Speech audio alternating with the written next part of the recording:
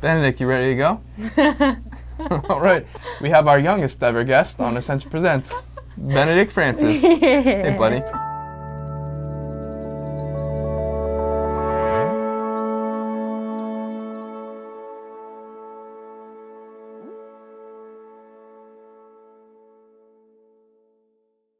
Hey, I'm Father Mark Mary. And I'm Joanna Griffin. And this is Ascension Presents. We have our youngest ever guest with us. This is Benedict Griffin. Hey, Benedict. Joanna is married to a good friend of mine named Tom. I did, it's true. And Joanna and Tom just had their first baby, Benedict, who is about 5 months old. Yeah, he actually just turned 6 months, but... Just turned 6 months. Happy half-year birthday, Benedict. While Joanna was sharing kind of the story, reflecting upon giving birth to Benedict, it just made a whole lot of sense for me about particularly Good Friday, the mysteries of Good Friday that we're celebrating today. So I've already been talking about it a bunch, but I wanted Joanna to come on and share her insights with everybody. Yeah, so Benedict was born on October 6th, and it was obviously my first child. Never had experienced anything quite like labor before. If there are some moms out there, you know what I'm talking about. There are some moms out there who are not yet had their baby. It's okay, don't be scared. I'm gonna walk you through a little bit about my experience and kind of how it really united me just a little bit more to Jesus and his cross and the whole process. So when I went in to have Benedict, it was about a 30-hour labor, which is somewhat normal. Really started feeling the pains of labor in the middle of the night. I hadn't slept in a day and a half, 2 days, and as soon as contractions started kicking in, it's really, really painful, and it was kind of the time for Benedict to be born.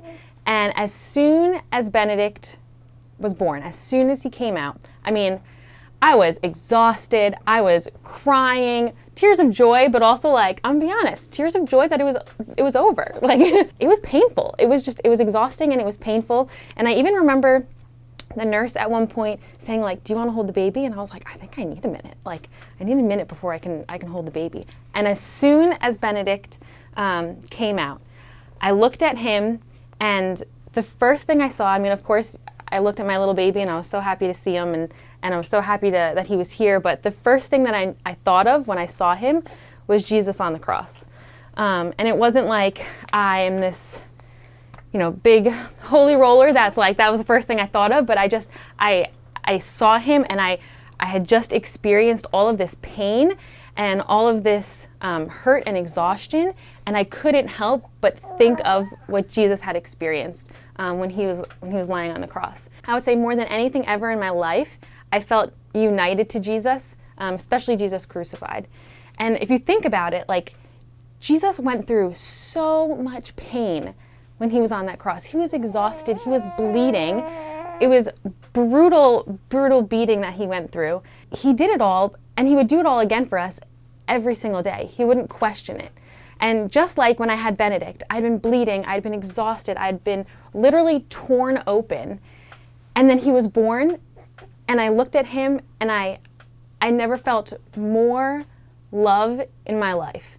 And I remember after I had Benedict, someone had asked me, after going through labor and after experiencing all of that, would you do it again? Like, if you had a choice, maybe would you get a C-section next time instead of going through labor? The pain that I had to endure for him to be born is part of what unites me to him, and is part of what makes it beautiful.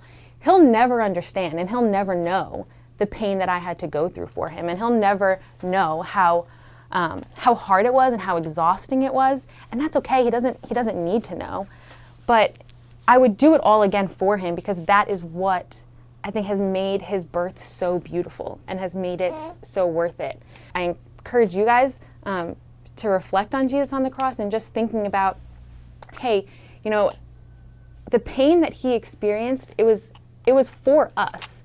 And there's going to be times in our life where we feel broken. And there's going to be times in our life where maybe we are literally broken open. And so there's no one better to turn to and to lean on in those moments, because he's experienced it. He wants to be the one that we can lean on and turn to in those moments. Giving birth is not an easy feat. It's not an easy journey, but it is worth it, because you get to bring new life into the world, just like Jesus gets to do, because he chose to take up his cross and and to make that ultimate sacrifice for us. And Joanna, one of the things that struck me when you shared it with me the first time was just this your own like understanding that Benedict will probably never understand. Like he'll never understand what pain you actually went through to give birth to him, but that was kind of okay. Yeah. That really struck me a lot insofar as like I never really thought about what my own mother went through giving birth to me, right? And so then I started thinking about like me being a punk when I'm like 14 and like, hey, can you take out the trash? I'm like, come on, leave me alone. And it's like that disconnect of the information my mother had about what it took to give me life, and then like my response. And that was like it was a call to repentance. And I think Good Friday offers that. As we reflect upon Jesus' own, like what he went through to give us life, to give birth to us unto eternal life, to respond and to repent and to be more generous in our response to the Lord out of gratitude and not out of guilt, right? Like you're not going to go to Benedict like, hey, let's sit down and let me tell you everything I went through for you, but like you do want him to receive the gift and out of gratitude, right? Just to know he's loved. And so I think that this Good Friday, we're invited to receive the gift again that is given to us this Good Friday of the Lord's love for us, of the love which was why he willingly went through the pain like Joanna did for Benedict. Say what's up, Benedict. What Joanna did for Benedict, what our mothers did for us. Let's take a moment to pray again with the mysteries of this Good Friday and receive the gift, the great love with which we have been loved, and respond with generosity and gratitude. Cool? Yeah. You did it, Joanna. Thank you. Woo. Thanks for watching, everybody. Remember, we are pilgrims on this earth. Somos peregrinos, poco a poco. Vamos a llegar. We're going to make it. Peace. Say bye, Benedict. Bye-bye. All right. See ya.